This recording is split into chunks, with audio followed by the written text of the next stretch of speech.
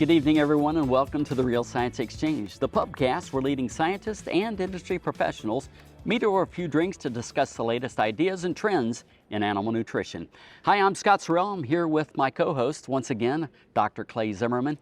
Clay and I are here at the ADSA scientific meetings here in Ottawa, Canada. And what we're doing this week is going to be a little bit different podcast. Clay and his team have selected 10 abstracts of interest that they thought was interesting, and we're going to be recording about 10-minute segments of each of those, and we're going to stitch those into a podcast, actually 2 podcasts. So this is going to be the first of 2. So be sure to listen to the second one that comes a bit later. Clay, wanted to ask you real quick. So I don't know how many abstracts were presented here, but a lot. You narrowed it down to 10. What was the criteria you used in selecting those abstracts? So certainly abstracts that would be of interest to our listening audience. That's probably the first criteria. Okay. So abstracts that we think have some take-home messages for our audience. Certainly, very nutrition focused as far as what we're looking at, and as applicable as possible for our audience. Can you kind of give us a flavor of maybe 2, 3, 4, some of the topics that they'll be hearing about? Yep. So there will be, as typical with us, there will be a few related to choline. Okay. Certainly we're basic in that. So a little bit of follow-up work to some that were presented a year ago. There are some amino acid related topics, which is certainly a big interest of ours, and a few related actually to the dairy beef sector, as that's certainly growing in interest as another income stream for the dairies. Great, looking forward to that. Clay, our loyal listeners will know that our pubcast takes place in a virtual pub with real drinks. What they don't know that when it comes time to pay the tab, Clay's got these short little alligator arms, and I end up having to pay the tab. But that's not going to be a problem tonight. We have a guest with us here who's promised to pick up the tab, right? And that's Omid McDonald, and he is the founder of Vodcow. And so we're actually enjoying some Vodcow tonight. So I'm going to ask you first, Clay, what's in your glass tonight? I have some orange Vodcow. Okay. So could become a new favorite here, supplanting the hard cider. Right. Do you have hard cider flavored Vodcow? No? Not yet. Not yet? Yeah. That sounds tasty. No, that would be a good one. And what's in your glass tonight, Omid? I've got the coffee Vodcow cream. Coffee.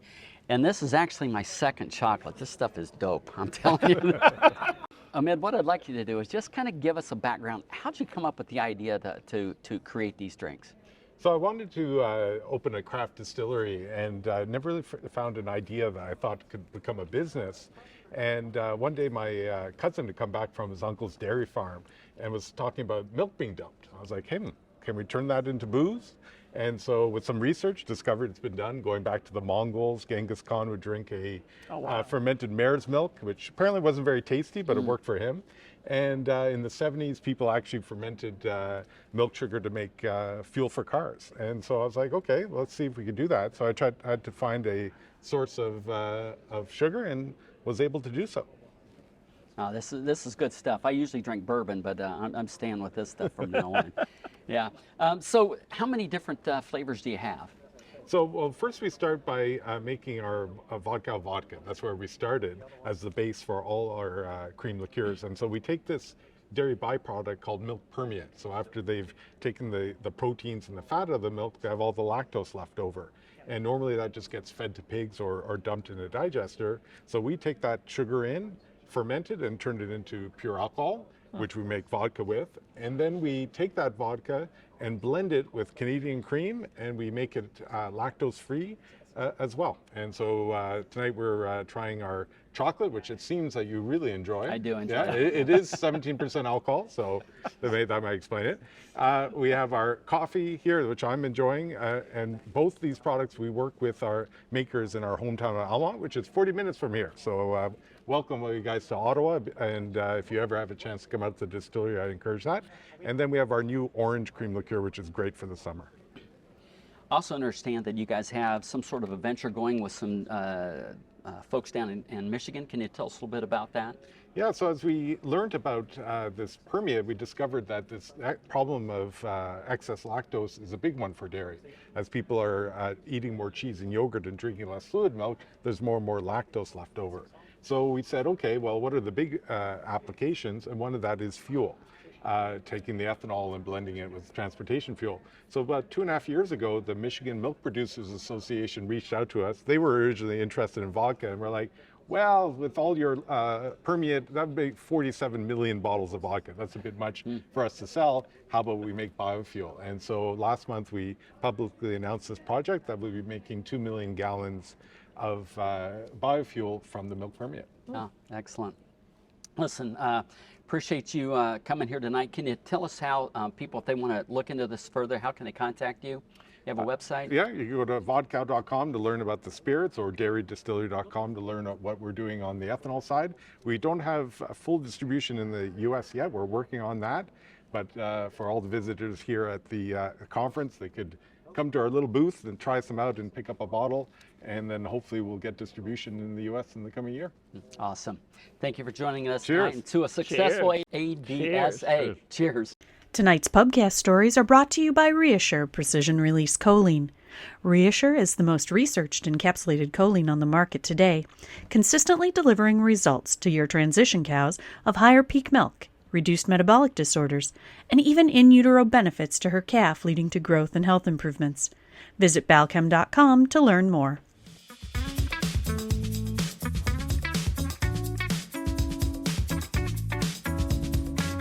Welcome back, everyone, to the ADSA here in Ottawa, Canada. Joining me today as co-host for this session is Dr. Clay Zimmerman. Welcome, Clay. And our guest is Dr. Mike Van Amburgh and Andres Ortega from Cornell University. Mike, Andrea gave us an oral presentation earlier today. Would you mind just telling us a little bit about him? Oh, sure. So Andrea, he's a fun guy. He came to Cornell to be a veterinarian, born and raised in Miami. Wow. No, not a lot of cows. Not Miami, Ohio. Yeah, not Ohio. Okay. No, not Ohio. And anyhow, he came into the lab and started, working and helping us with all sorts of things. And he started asking harder and better questions, to the point where he got really interested in amino acid metabolism and chemistry. And I said, hey, let's give you a project. So he did an honors project on amino acid recoveries that has partially been published, but he's extended that a lot. And then he decided not to go to vet school, and I said, well, I'll upgrade my system for amino acids if you'll stay for a PhD. So here we are. Nice. Nice. Excellent. Very nice. Andreas, you gave a presentation today called Abomasal Infusions of Essential and Non-Essential Amino Acids to Evaluate Energy and Amino Acid Utilization, Productive Efficiencies, and Metabolism in Lactating Dairy Cows. Now, Mike, in marketing, we try to communicate in small sound bites. Evidently, you guys don't operate under that same paradigm in the scientific community. How in the world did you come up with that? Sorry about You almost that. didn't get it out there. I was worried about you I there, was a Scott. little worried as well. No, it is pretty long. It is. Andreas, tell us a little bit about your presentation today. Yeah, so this was a study we ran last year, which was actually pretty interesting. It was very intensive because it was abomasal infusions, right? So we had the cannulated cows and we were infusing directly into the abomasum. And so we have been thinking a lot about MP, metabolized whole protein, which is both essential and non-essential amino acids. And I started reading a lot of Dr. Wu down in Texas A&M, and he doesn't work with ruminants now, but he's very focused on non-essential amino acids and all these functions that non-essential amino acids play within the body. So I got really interested in finding out more about that in lactating dairy cows. So with Mike, we came up with this study where we would try to see what would be the effects if we were starting to vary both the essential, non-essential amino acids, a mixture of both of them. So in this study, we infused only essential, only non-essential, in a mix of essential and non-essential amino acids. But then we took that a step further and we infused essential amino acids and twice the amount of non-essential amino acids. And the idea behind that was that we know the essential amino acid requirement, but we know that some of that requirement is used for the production of non-essential amino acids. So if we're able to provide that, and these essential amino acids do not have to then produce the non-essential amino acids, then we should see an efficiency of use change there, some of those amino acids being used for other substrates, and hopefully we would get a production efficiency there. We unfortunately did not see the production results that we wanted because, as we know, we work in a dairy cow farm. So we ran out of the conventional corn silage that we were feeding, and we had to switch to a BMR, which, of course, that increased our digestibility, increased our MP supply. So the diet that was supposed to be deficient in protein really wasn't as deficient as we would have wanted it. But although we didn't see the productive results that we wanted, we did see some really interesting metabolic results in which that treatment that had the higher amount of non-essential amino acids, it showed a significant increase in the amount of insulin, which is telling us that all of these amino acids were probably being used for these other purposes, producing other metabolites that then increase the amount of insulin. So what stage of lactation were the cows? So we started right after peak, so around 60, 70 days in milk, and then we ended up, the last few cows that ended were probably at 180, 190 days in milk, so mid-lactation cows. And how did you come up with the cocktail for the essential amino acids and non-essential amino acids? That was the other problem that we had, right? Most of the abomasal infusions that have been done with amino acids, they've always taken casein, milk protein, right, as the basis for how much they were going to infuse. But we know that any amino acid or protein that we feed the cow, it's going to go through a bunch of all these other processes, and whatever ends up in the milk is not exactly what we're feeding the cow. So we wanted to actually represent MP, the metabolizable protein, and break that down into the individual essential and non-essential amino acids. So we formulated two diets, one that met all of the MP requirements, one that didn't, and based on the difference of MP there, then we knew how much we were going to infuse. And the essential amino acids, that was really easy because the CNCPS is able to tell us the individual essential amino acids, but the non-essential amino acids, we had to use some data from our lab where we did multiple time hydrolysis on feeds and microbes in order to come up with a profile for the non-essential amino acid portion of that. So when you infuse a higher level of non-essential amino acids, you reduce the level of preformed fatty acids in the milk, right? Right, yeah. Oh, that was the other really interesting part. So associated with the whole insulin response, right, we know that insulin, it's a potent lipolysis. It lowers the amount of lipolysis, so there was a lower amount of fat that was being broken down. And as we know, preformed fatty acids either comes from endogenous fat or from the diet. And since all these cows were being fed the same diet, that decrease in the preformed fatty acids was probably coming from that decrease in lipolysis being caused by probably insulin or any other metabolite that was being produced from the non-essential amino acids. So what would be some takeaways from this work, and what are the next steps? Yeah, so I think one of the main takeaways from here is that we haven't really explored non-essential amino acids. That hasn't really been done, and I think we showed some really important interactions here between amino acids, all of them, essential and non-essential, and also fatty acids and other metabolic responses. So I think we should start to look into these non-essential amino acids, maybe start to incorporate some of these into nutritional models to see if we can better predict the amount of MP that these cows are seeing. That's one of my takeaways. Mike, I don't know if you have another one. Yeah, well, I think, we just came from another talk where they infused some other non-essential amino acids and saw pretty big responses, right? They did it with just one amino acid, and they started prior to calving and into 21 days of lactation. So I think, we a couple things there, Clay. Where should we go? One of the positives and the negatives of his study is that we had cows, early on running 52 kilos of milk, right, at 4, 5 fat. So we had these crazy high-performing cows, which we thought should help us kind of pull them apart, but it didn't happen that way, probably because the diet, that corn silage, made enough more microbes that we were just insensitive to some of our treatments. But I think framing it out in the model, and then the other part is probably starting in a phase where we know there's some true metabolic deficiencies. Right. Right. And maybe in established lactation, that's harder to do. Mm-hmm. So we probably have to back up and get in those, that prepartum period through the, 21 to 42 days of lactation.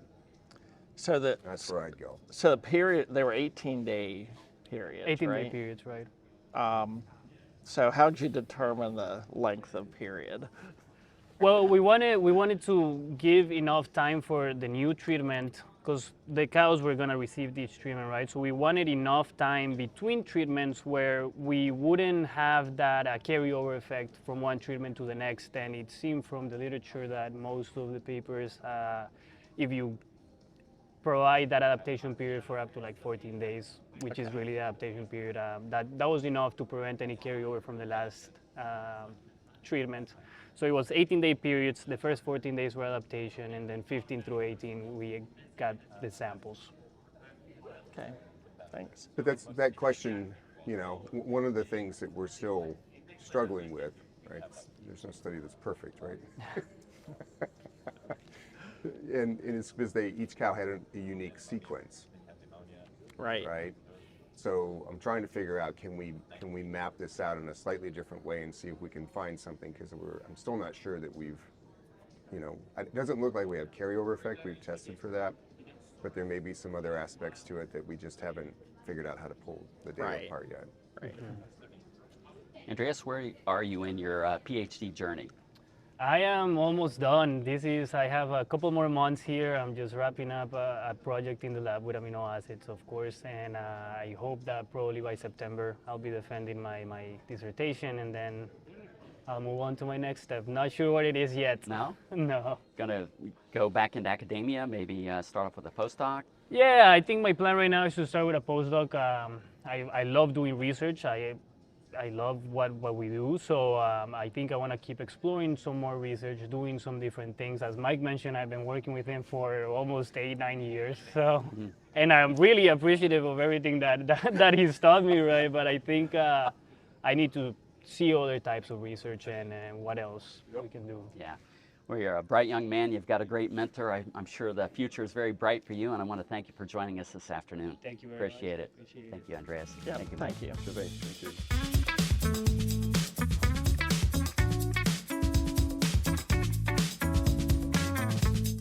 All right, welcome back everyone here to the ADSA. Joining me for this session as my co-host is Dr. Jeff Elliott.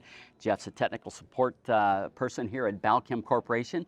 Our guest here for this session is Dr. Eduardo Ribeiro from Guelph and his student Matheus Santos. Matheus, I guess you did a poster today. Dr. Ribeiro, would you mind introducing Matheus for us? Yeah, of course. First, thank you so much, Scott and Jeff, for having us. It's a great pleasure to be here and participate in this podcast and conversation. Absolutely. And Matheus, so we're working at Guelph in the Animal Biosciences Department. Matheus is a master's student in the lab. He's close to the end. He's finishing this summer and has generated a lot of interesting data during the last 2 years. And is focusing a lot on the prepartum period and how that can affect things in the early postpartum period. And I'll let him do the conversation here. Yeah, no, sounds good. Before we get started, I should have asked you to maybe introduce yourself. Tell us a little bit about you and what you do there at Guelph. Of course, yeah. So I'm originally from Brazil. I did vet school in Brazil, and then I moved to University of Florida to do a Master of Science and PhD, working with Jose Santos. Jose, of course, yeah. And when I was finished the PhD, there was an open position in Guelph that fits really well with what I had done so far, and decided to apply. Got the position there in 2016. I started as an assistant professor, and it's been great to be in Guelph. There's a lot of great colleagues there, and a very interesting industry around us that support us in the Dairy Guelph program. So it's been really good. Most of my research is on the reproduction of dairy cows, but over the years I start to see the importance of health and nutrition on reproduction, and then I start to do more and more transition work, a little bit of nutrition, and train with Jose. Yeah. You kind of get a bit dangerous in those areas as well. So that's how we work today in transition management, animal health and reproduction.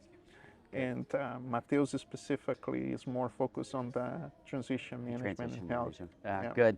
Well, Guelph's got a good one. Thank you for joining us today. Matheus, why don't you tell us a little bit about your research study that you did? Okay, so as Dr. Ribeiro just said, I've been working with transition dairy cows, specifically looking at prepartum dry matter intake. So I think it's quite exciting because last year at the ADSA I had the opportunity to present a different poster that we're looking at the magnitude of decline in prepartum dry matter intake. And it's kind of widely known that like dairy cows have depressed dry matter intake during the last weeks of gestation, and that directly impacts on like their postpartum health.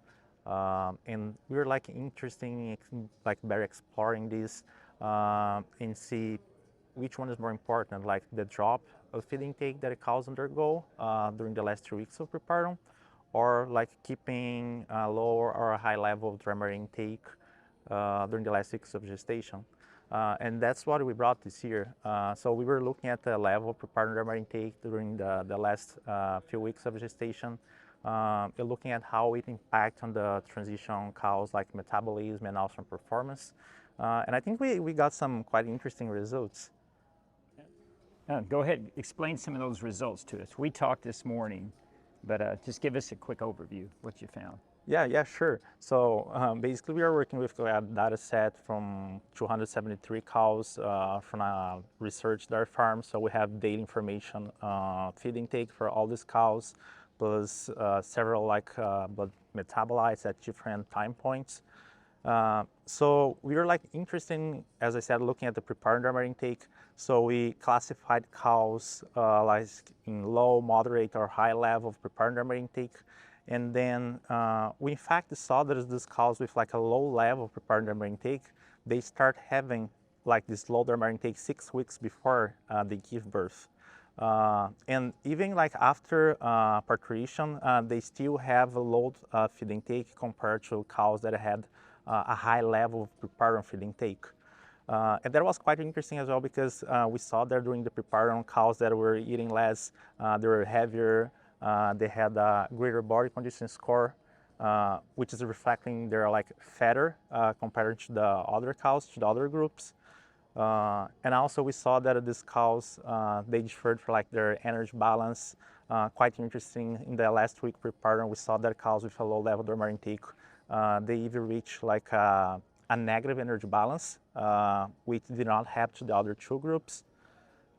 We also saw that like after calving, they had like the most severe negative energy balance, and we also saw some like reflect on that, like on those blood biomarkers. And yeah, I would encourage the audience to look at that energy balance drop because it was dramatic. But what do you think is the implication of that? Yeah, I think it's a good question. It's a result of like lower feed intake and also greater body weight. So that's why they had like the less negative, the less positive energy balance. And there has a lot of implications that might be even started like during the prepartum before giving birth. So negative energy balance can lead to like immunosuppression and then subsequently to development of clinical disease. Even though we did not assess like disease prevalence in this study, we saw that cows with a low level dry matter intake, they also had low rumination time during the prepartum, which is quite nice because then we can see like how we can use this behavioral data, these sensors, to try to find a way to see these cows that are like undergoing a low level feed intake and try to establish like some protocols to avoid the consequences, because we saw, for example, that during the transition they had higher concentrations of NIFA, of BHB. We also saw that cows with a low level dry matter intake, they had like a low activity of superoxide dismutase, which is an antioxidant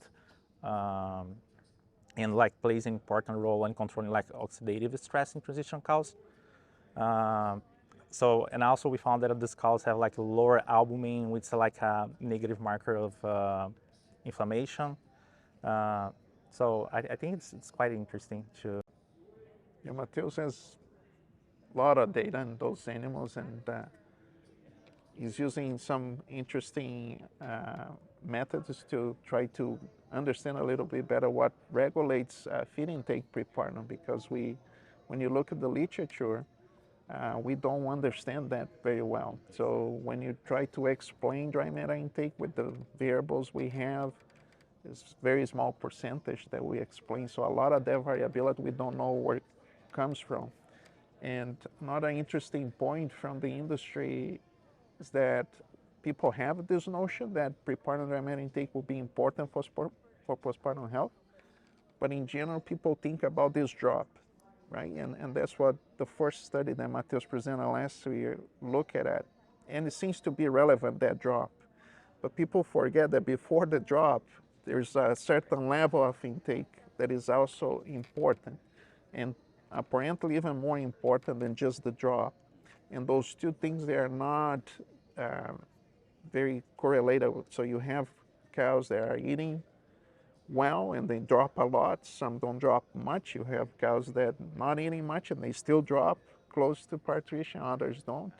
So there's a lot happening, and I think the two studies that Matheus did help us to understand a little bit more the implications that it has for the transition metabolism and the performance of those animals later on. And I would challenge Matheus to comment a little bit about his third study, which is in commercial farms. Oh yeah, So, that's nice. And just like mention one more thing about this two previous study. As Eduardo said, like most people have been giving attention to this decline in dry matter intake. And in that first study, we found out that there was like no effect on milk production for cows that have like a large decline in dry matter intake compared to cows that had a moderate decline, or cows that had like a more stable prepartum dry matter intake. And in the second study that I just presented this year at the ADSA, we found out that cows with a low level prepartum dry matter intake, they in fact undergo some like consequence of milk production. So they produce less milk, and also they produce less energy correcting milk over the first 14 weeks of lactation. And that was at a commercial No, farm? no, this that's is still The second one. the okay. second one. still on the research farm. Yeah. Okay. Talking about the another trial that we did on a commercial farm. Unfortunately, feed intake is not something feasible to be measured on a commercial farm. So we are trying to explore and like use like this sensor data, like rumination time and activity, and see how we can like leverage this data to identify groups of cows that are like in high risk of developing postpartum disease. So in this first and the second study that I just mentioned that was conducted at the research station, we saw those cows undergoing like the large drop in feed intake and also having a low level of prepartum feed intake. They ruminate less during the last week prior to parturition. And then we are looking at the rumination at interval and also classifying cows into like tertiles and see how like they are transitioning. And quite interesting in this third study, we found out these cows are like ruminating less during the last week. They undergo more inflammation because we found out like higher levels of haptoglobin, lower levels of albumin. And in this case, it was also quite nice because we could look at the incidence of disease. And we found that for multiparous cows, cows that ruminate less in the last week, they had higher incidence of clinical disease, uterine disease, non-uterine disease, multiple subclinical disorders as well. So that was quite interesting. So there's still a lot of unknowns, but how would you take this to a nutritionist and apply it on a dairy? What would be your take-home message? Well, I think there's so many approaches that we can take it because it is still important to avoid cows having that drop in their intake, but looking at like the producer perspective, keeping them at a high level during the preparation seems to be more important because we saw difference in milk production in that second study. And also, if you are able to identify these cows with a low level of feed intake, looking at rumination, prepared rumination data and other data as well, and if you can propose like an intervention that we can kind of prevent these cows undergoing through that like impaired metabolism and maybe the consequence milk production. That will be another approach. And also in terms of nutrition, if we can work with like supplements which have like more like antioxidant properties or like inflammatory properties. Also working with approaches where you can increase, improve the feed intake and encourage cows to eat more. So I think there's multiple approaches. What do you think, Eduardo? No, I think you did. You answered very well, Matheus. So definitely promoting that feed intake pre-partum seems to be important, and we know a little bit of what controls feed intake pre-partum, but one that we know that has an effect is body conditioning score. So avoiding those fat cows, a dry off is also important. And in the future, hopefully, we'll be able to develop some tests to classify cows in high risk and low risk of postpartum problems, and then at that stage we can propose some new interventions. Yeah. Hopefully. An important topic indeed, and I want to thank you guys for joining us today. This has been quite enlightening. Appreciate all the hard work you're doing. Thank you again. Thank you. Yeah, thank you so much.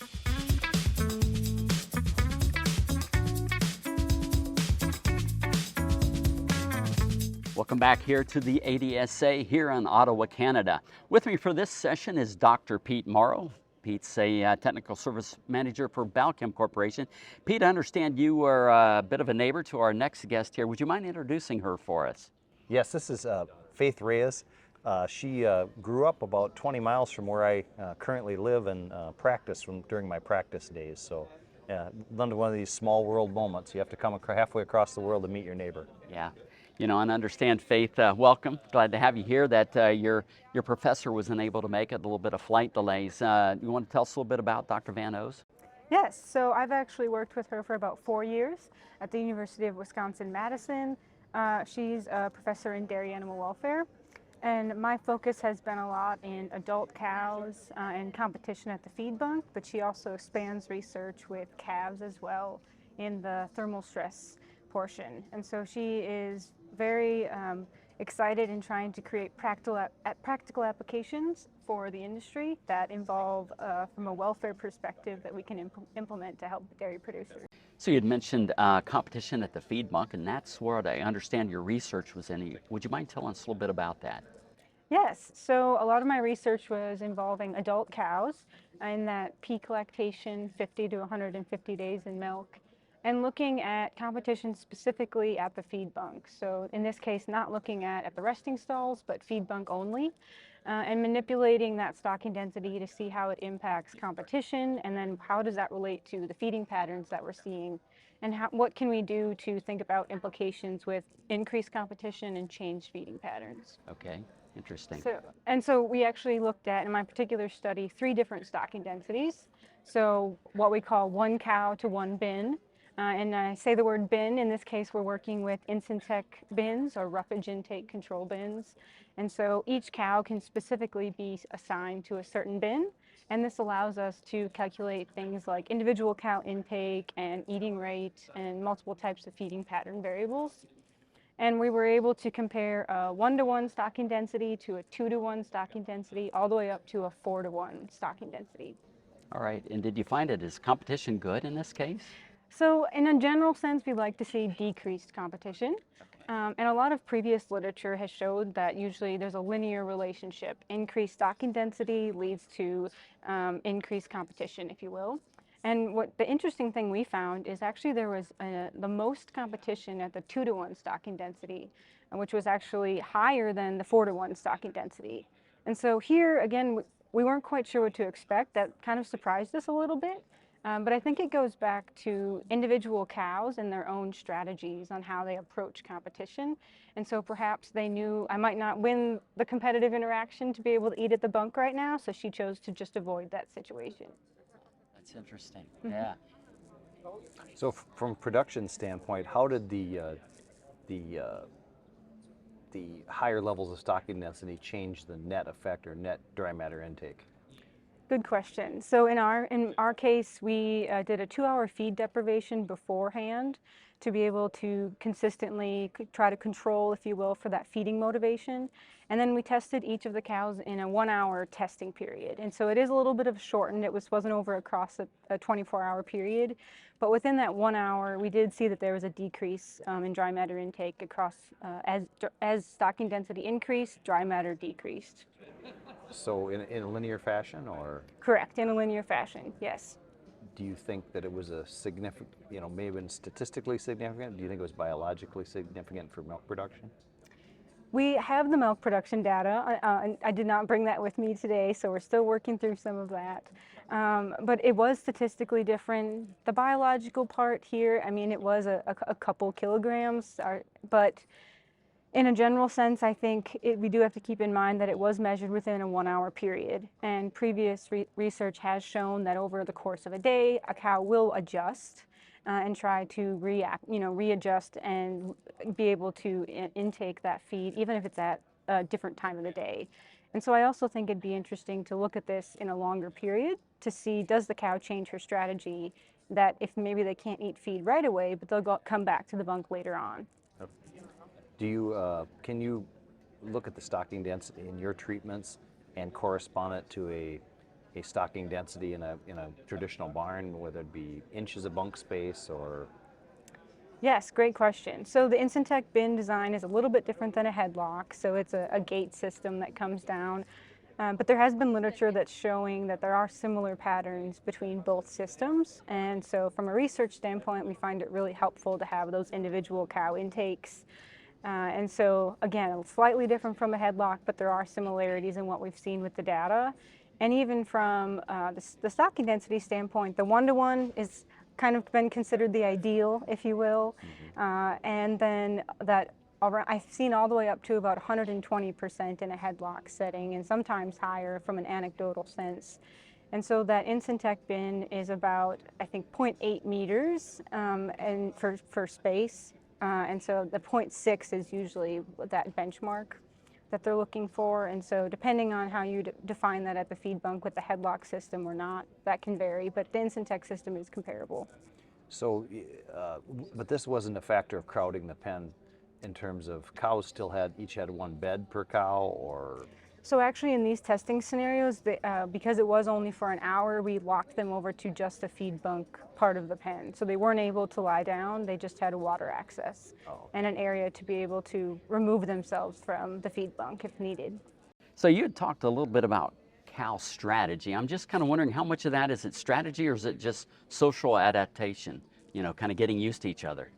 That's a good question. And so again, I was only able to look at this 1-hour period, but I really do think that comes into play, especially over time. We already know that cows have a social hierarchy and that higher dominance to lower dominance is something that we can look at. I didn't look at that specifically, but The strategy part plays into potentially how dominant an animal is or how much she wants to compete at the feed bunk. And so part of my other work was actually looking at individual cow strategies related to how consistent they are. So if an animal is a higher level of competition at the 1-to-1, does that remain the same at a 2-to-1? So if she's competitive at one stocking density, does that remain consistent? And we actually found that it's a little more complex than we expected. And so some animals are more consistent, other animals not so much. And we're still working on what can that tell us? Because what we really don't know yet is consistency good or bad. And it's definitely something we're still diving into. Right, yeah. More research needed, as always, yeah.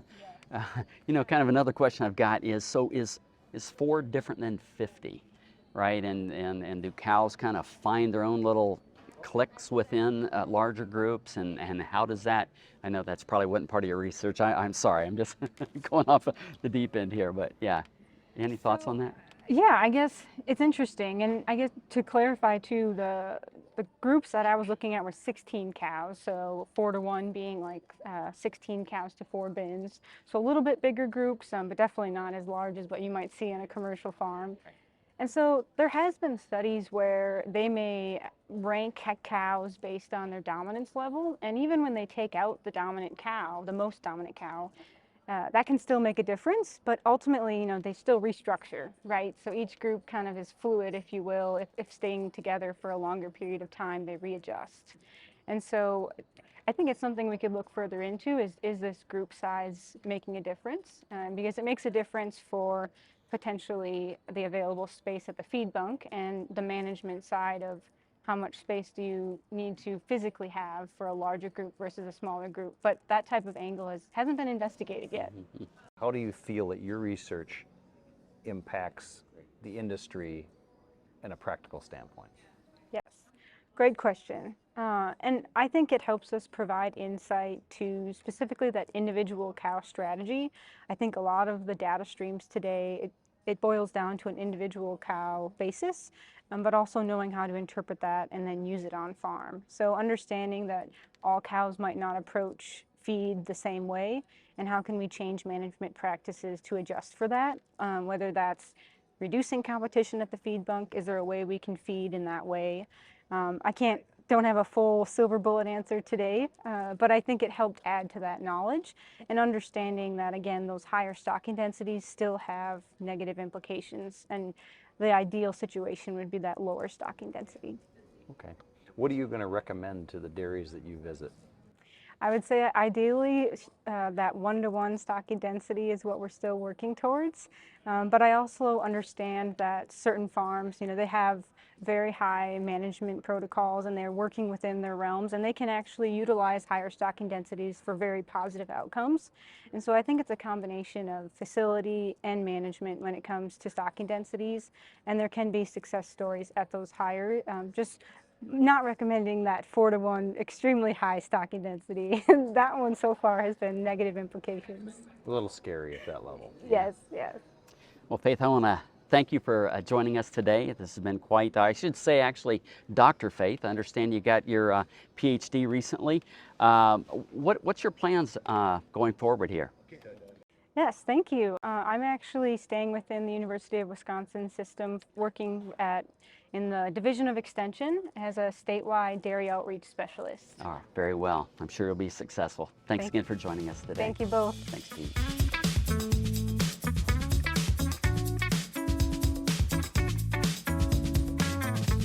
Welcome back to the ADSA Scientific Meetings. Joining me today as co-host is Dr. Marcos Zanobi. Marcos is a technical service manager at Balchem Corporation, and there's a theme here. We've got a bunch of University of Florida people here. He got his PhD there at the University of Florida. Also joining us is Dr. Jose Santos and Mariana Marinho. I got it. I know, that's close enough. All right. Jose, I'm not sure you need an introduction, but why don't you just tell the audience a little bit about yourself? Well, I'm a professor at the University of Florida, where I conduct research and extension primarily, and do some teaching, primarily with dairy cows. Okay, and would you also then introduce your student, please? And Mariana is second-year PhD student. She completed her master's degree at the University of Florida. She's originally from Brazil. She completed her veterinary degree in Brazil, came for an internship. We retained her for graduate school, and now she's halfway through her PhD program. And I'm sure she's going to tell what she's doing. Yeah, very well. Yes, and great segue. Marina, we're going to, would like to have you talk a little bit about your talk. I understand you're going to give a presentation tomorrow. Give us kind of an overview of what the presentation will entail. Well, the presentation tomorrow, we're going to talk about feed efficiency. We have been working with feed efficiency throughout my master's, where we have explored some important questions. The way that we check the feed efficiency in dairy cows is through residual feed intake. And residual feed intake is a way of measuring feed efficiency, where we account for important energy sinks such as milk production, if the cows are losing or gaining weight, the maintenance requirements for these animals, and we account for the cohort they inserted. So some of the important questions we have explored before that led us to this present project here was if selecting for these animals, it's a problem because now we are selecting for animals that eat less to produce the same amount of milk and no differences in energy or body energy change. And for this study now, we are seeing what makes those cows more efficient than the other ones, because that's one of the important questions we want to see. Oh, interesting. So can you tell a little bit more about what you are going to present tomorrow? Sure. So for this study now, we have enrolled 117 cows. We checked them for 140 days, and they entered in a study with around 61 days postpartum. And throughout this time, we have checked them in 2 periods for feces, urine. We have collected feces, urine for total tract digestibility, ruminal fluid, so we could check the microbiome diversity, as well as some factors in the ruminal fluids, just pH, ammonia concentrations, short-chain fatty acids. And we have done hepatic tissue collections for assess mitochondrial respiration, and I'm going to talk a little bit more of these results. I'm just talking about what we have done for this study. And with all this together, for 140 days, we have daily dry matter intake, milk yield, milk composition twice a week, body condition score, activities, some behavior traits that were important for us to check. And what we hypothesized was that more efficient cows, the ones that I was mentioned before, that those ones that eat less to produce the same amount of milk, we hypothesized those animals, they improved nutrient digestibility, so that's why they can eat less and produce the same amount of milk. And previous studies we have showed that even though they're eating less, there's no detrimental effect in health or reproductive performance or body condition score change. So that's why now we want to see what makes them more efficient. And we hypothesized that nutrient digestibility would enhance, mitochondrial respiration would be bigger or greater for these animals too, change in microbiome diversity, as well as behavior. And this is based on our studies and others too. So I have a question. Yeah, sure. You will explore, or you explore actually mitochondrial respirations.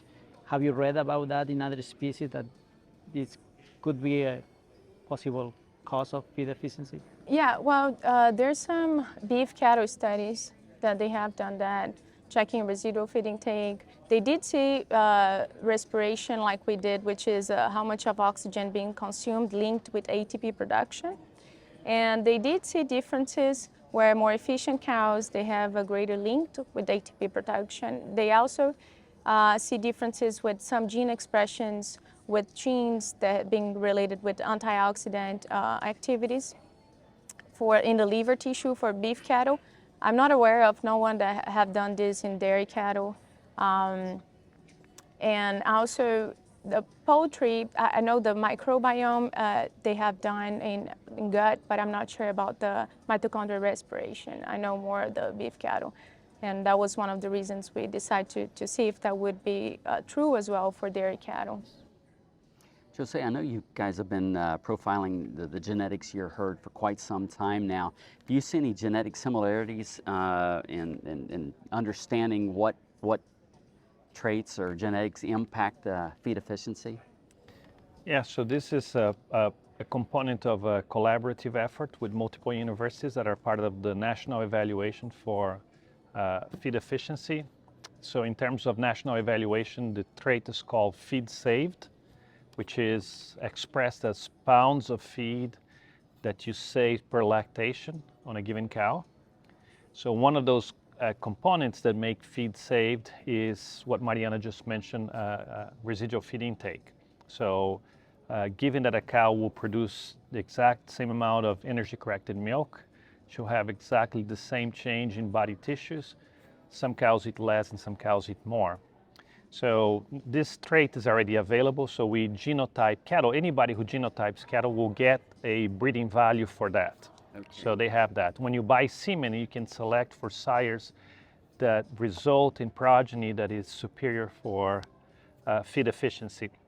I guess what's really interesting is what makes this cow produce the same amount of this cow, but this cow eats 5-6 pounds less feed. Right. So that's still a lot. There's still a lot of unknowns to that. So we know very little about the exact mechanism. So we are exploring. Mariana is exploring some of them, but to be really honest, we have hypotheses, but it's not very easy to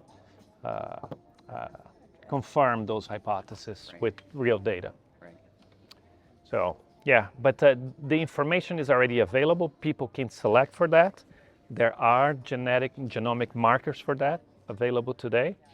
And there is a good agreement between genetically superior animals for feed efficiency, and when we measure intake, they save feed. So it's an important improvement that's been, or it's an important, I should say, development in the genetics world. Thank you. So coming back to the results that you will present tomorrow, I think that you have pretty exciting results. Yeah, well, we have some results that I think we can talk about. Like Dr. Santos started talking about that we see the relationship. One of our goals were to see if, in fact, the cows that we're calling more efficient based on their residual feed intake measurements at the farm, when we look at their genomic breeding value, if in fact they're more efficient. And we see an agreement with that. We did see a correlation, which is a good point because in fact the cows we're calling efficient, they are being selecting to be more efficiency. That's the first point, and we checked that, we could see this. Another point was, okay, what makes those cows more efficient? And all the things that I have mentioned before, all the collections we have measured. And we have seen major results was that more efficient cows, they have improved rumination per kilogram of dry matter intake and kilogram of NDF intake. They have improved some factors related with ruminal digestibility, such as microbiome diversity differs, where they have a less diverse microbiome, which could mean that they have a more homogeneous microbiome.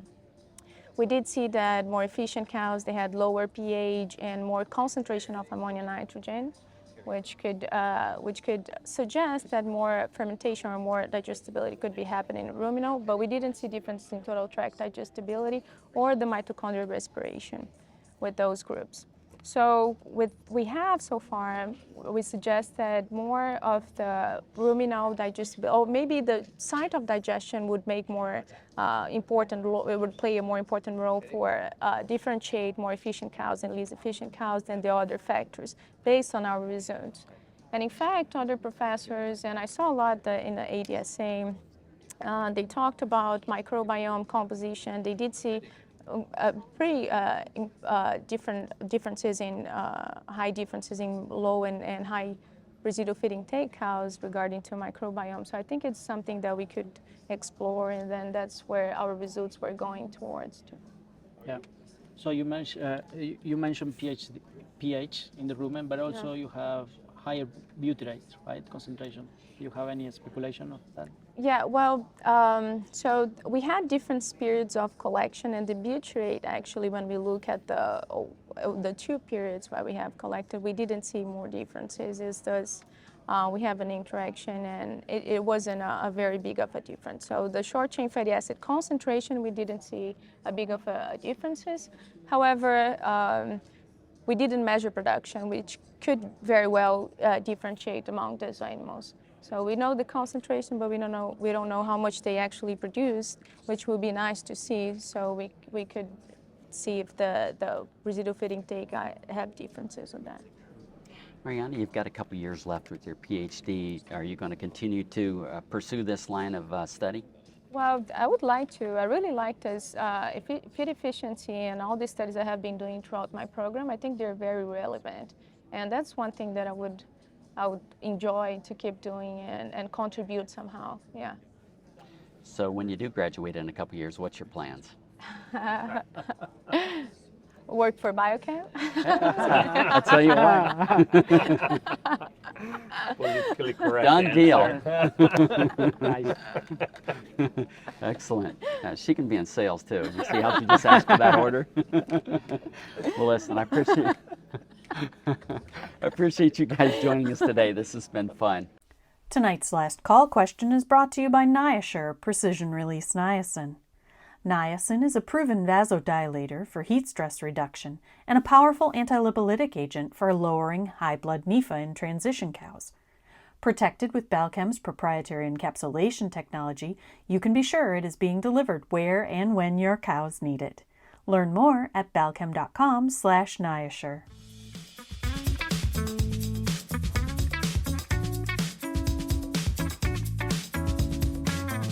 Welcome back to the ADSA Scientific Sessions. With me today as co-host is Dr. Clay Zimmerman, and in this corner is Luke Lines.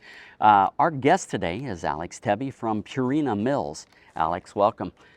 Would you mind giving us just kind of a little bit of background about yourself? And yeah, let's start with that. Yeah, well, thanks for having me on the podcast. I'm a frequent viewer of it. You guys do a great job. And so my background, originally from Southern Illinois.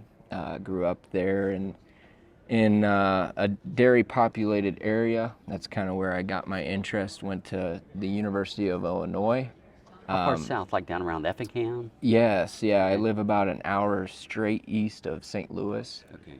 In Clinton County, Illinois. And Ski. yeah, the home of ski. Yes. Yeah, and also the most dairy farms in Illinois. There's not a lot of dairy cows there, but the most dairy farms. And I got my interest to go off and seek nutrition. I was at a meeting for DHI and met Mike Hutchins there, and then I got to the University of Illinois, and that's where I was very fortunate to get mentored by George Fahey, who really challenged me to go to grad school versus vet school, and I really enjoyed nutrition, but I liked dairy nutrition, and George focused more on pet nutrition. So I said, George, what do I have to do next? And he said, well, go to Jim Drakely, who's a nutritionist at University of Illinois as well, and We actually had him on the podcast earlier. Oh, okay. Yeah, yesterday. Excellent. And he said, ask him for a list of names. And I was very fortunate that Bill Weiss's name was on that list. And I emailed Bill and sent him my resume and said, I'd like to be your master's student. And within 5 minutes, he had replied back to me and said, like let's set up an interview. And from there on, the rest is history. I went to Ohio State. I did my master's and my PhD with Bill there. You were up at Worcester? Yep, the whole time? up. Yeah. Well, I started in Columbus, spent 2 semesters there, then went up to Worcester, where Bill was located at the OARDC research station, and spent 4 years up there with him doing research. And now you're with Purina? Yeah. So now I'm with Purina. I do tech support and consulting for the company. I cover Illinois, Indiana, Ohio. So a lot of supporting local local guys as well as some of our own consultants, and then I work with some clients myself. Yeah, I'm sure you know Dwight Rosler. Yes, yeah. Also another mentor of mine. It was truly an honor the year I graduated. Bill, of course, got inducted into the Hall of Fame, but so did Dwight. Two guys I look very highly up to. Yeah, Dwight and I were dorm mates back in the day. Oh, really? Many years ago. Yeah. Actually. He's one of my favorite people. He's a great guy. Yeah, he's the one person I don't have dirt on, so maybe we can talk later. I don't think here. there is any dirt. Yeah, I don't think so either. I agree. So you're giving a presentation tomorrow, I believe it is. Can you kind of give us what the objective and the content of that talk is going to be? Yeah, so it's going to focus a lot on transition cows, both the dry period and that fresh period. And I'm really going to focus on talking about both periods, but how both of those periods are so influential to that cow's long-term performance. I'm not going to focus a ton about health, is kind of what Bill challenged me to do, but more so on the milk production and that side of how we can really hone in on the nutrition of dry cows and fresh cows to produce a lot of milk in the future of those cows. Very well. Turn over to Clay and Luke. So Alex, related to your talk tomorrow, what you're going to hit on? Will you hit on some specific topics? Maybe nitrogen, amino acid nutrition. Yeah. So that will be a portion of it. I was only given 35 minutes to talk about a pretty broad and an exciting area, but I'll focus a little bit on protein and amino acid nutrition, really trying to understand more the differences between first lactation and mature cows, both in that dry period as well as the post-fresh period, and how influential meeting the protein demands of those cows are, but also balancing for amino acids. Great. And the symposium tomorrow is in honor of who? Yeah, so it is in honor of a truly influential man to the world of applied nutrition, Bill Weiss. So very honored to speak on his behalf. He's truly a very legendary person, I think, in our field. Yes. And I might be biased, but I think he is. You would agree. I would definitely agree with that. Absolutely, yeah. It's kind of interesting. I was one of his first grad students, and you were, I think, his last grad student. I was the one that made him retire, I guess. Luke, now I didn't introduce you yet. Why don't you go ahead and do that? You've introduced yourself as Bill's first grad student, but what else do you do? Not quite Bill's first grad student. But one of the first. But I think I was either second or you third. You didn't discourage him from retiring at that point. No, I must have done okay, because he had a lot of grad students after me. So, but I've been with Balchem 11 years, and I'm the Eastern Regional Manager for Balchem. And I think it's due to Bill Weiss that I got into this industry, and I've been doing it now for 28 years. And I remember when I first started, I didn't know anything really about dairy. And Bill took a kid that grew up in the urban setting of Columbus, Ohio, and taught me a lot. So yeah. Yeah, he mentioned you when I was a grad student as well, Luke, and I'll tell you this, when he talked about, and I asked about his previous grad students and stuff, he said that you were the best one that he's had. So. He's a good liar. He's a good liar. And in all seriousness, he said that you were the hardest working, and so, yeah. I may have been the hardest working, but probably not the best. Yeah. Yeah, no, he gave it, I mean, it was just, he knew that I didn't have a dairy background, and he was like, hey, Luke, I'm going to set you up. You're going to manage the ATI dairy farm. You're going to get that dairy experience, and then the research at the OARDC, the total collection digestion trial site there. That was just, I mean, he was just such a great person to work with. He participated with you. He was in there with you. He was milking the cows with you. It was truly a great experience. You know, we're quite fond of Bill here at the Real Science Exchange. He does our journal clubs for us. And we were actually going to record a couple this week, but unfortunately, Bill is he's stuck in Newark, New Jersey, of all places. And he's been there a couple days. I think I'm going to take a road trip tonight and see if I can go pick him up. So you guys are welcome to join me if you'd like. I wanted to ask you if you had any favorite Bill Weiss story. Favorite Bill Weiss story. But before that, I wanted to touch on one thing with Bill and just how fortunate I was to work with him. Luke, you touched on it, that no matter how busy he was, I mean, I watched that guy do 3 international trips in 1 week and probably hadn't slept 12 hours in that week. No matter what, he always had time for his grad students. And there was a kind of funny story that I talk about sometimes, that he prepared me so well. When you're doing your master's, when you're doing your PhD, you have your final exam, basically, that you take, and your committee members ask you a bunch of really hard questions. And to prepare me for that, every Friday leading up to those, he would bring me to his office and ask me really hard questions for 2 hours. And oh man, there was days that I just was at wit's end, and I was like, this guy's driving me crazy, right? But in the end, I was so prepared for those because of his grill sessions that he had with me. And just always, he had time for his grad students and teaching them to be prepared for whatever they wanted to do. Yep. So very thankful for him in that. But funny Bill Weiss story. How about a car story? Maybe racing out to the dairy barn in one of his race cars. Yeah. So Bill was always a very simple man, but he loved his cars. That was his one thing, that was his passion. His passion. Yep. And so I think it was my second year, he bought a Porsche, a Cayman. Oh my goodness. A red one. Fanciest car on OARDC campus by far. And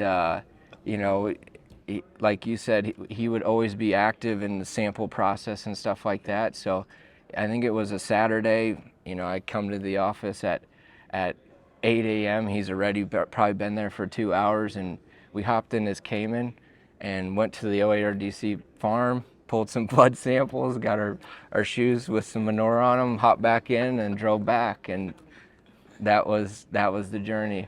But he never let me drive that car, though. he let me drive his truck, but not the car. Not the car. I had that same experience, except I was early on in his career. It wasn't a Porsche; it was a Firebird Trans Am, a red one, that we raced out to the OARDC facility, and he went from there, I think, to a BMW to a Porsche. So he upgraded every year. Yeah. Listen, Alex, you've been a great guest and enjoyed their time together here. Looking forward to the presentation tomorrow. Certainly be there, and maybe Bill will be here if we can get him rounded up tonight from Newark. Yeah. Give him a fast car. He'll be up here. Exactly.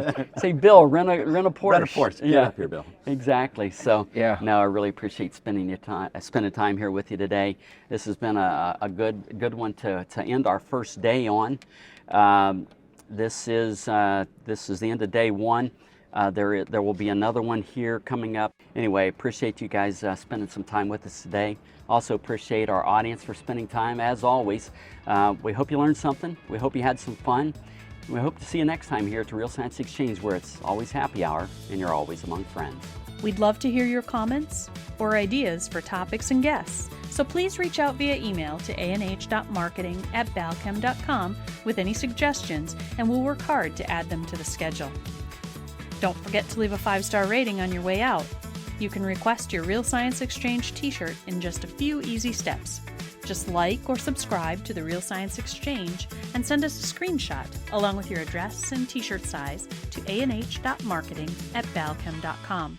Balchem's Real Science lecture series of webinars continues with ruminant-focused topics on the first Tuesday of every month, monogastric-focused topics on the second Tuesday of each month, and quarterly topics for the companion animal segment. Visit balchem.com/realscience to see the latest schedule and to register for upcoming webinars.